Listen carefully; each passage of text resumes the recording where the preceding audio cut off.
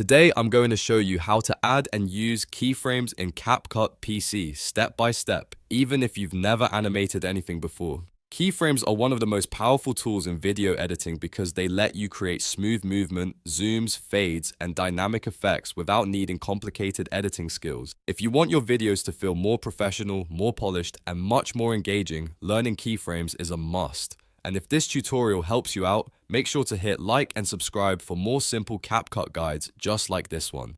Let's jump right in. First, open CapCut PC and get your clip onto the timeline. You can drag and drop your media straight into the project, then click the clip once so it's highlighted. This is important because CapCut needs to know which clip you want to edit. Once your clip is selected, look to the top right area of the interface. This is where the property panel appears, and this is where most of your keyframe controls will live. For visual adjustments, you want to go into the video section, then basic. That's where you'll find settings like position, scale, and opacity. Now, let's create your first keyframe. Move the playhead on the timeline to the exact point where you want the animation to begin. This starting point matters because it defines the first frame of your motion. Once the playhead is in the right place, find a setting you want to animate, such as position, scale, or opacity, and click the diamond icon next to it. The diamond icon is CapCut's keyframe button.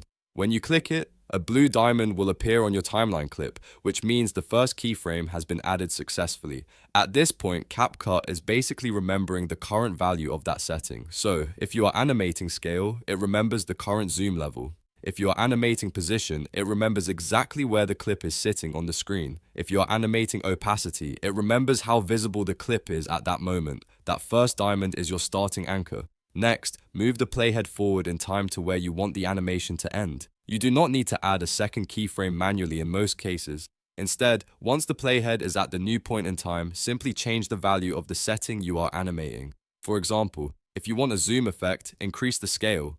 If you want the clip to slide across the screen, drag it to a new position. If you want a fade, lower the opacity. The moment you change that value, CapCut automatically creates a new keyframe at that position.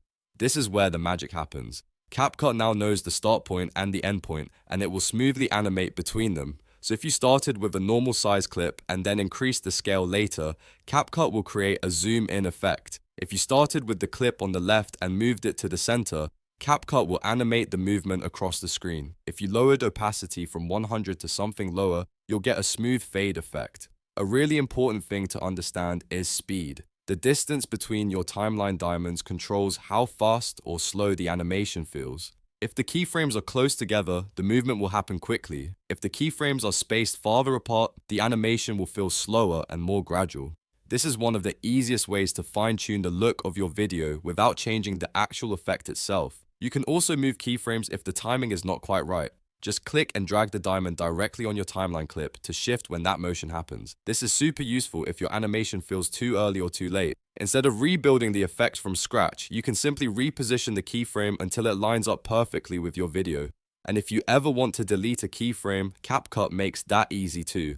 Move your playhead exactly over the keyframe you want to remove. Then click the diamond icon again in the right-hand panel to delete it. This is helpful if you added a keyframe by mistake or if you want to simplify the animation and start over with a cleaner effect. Now, let's talk about how to use keyframes creatively. You can combine them to make a clip zoom in while moving across the screen.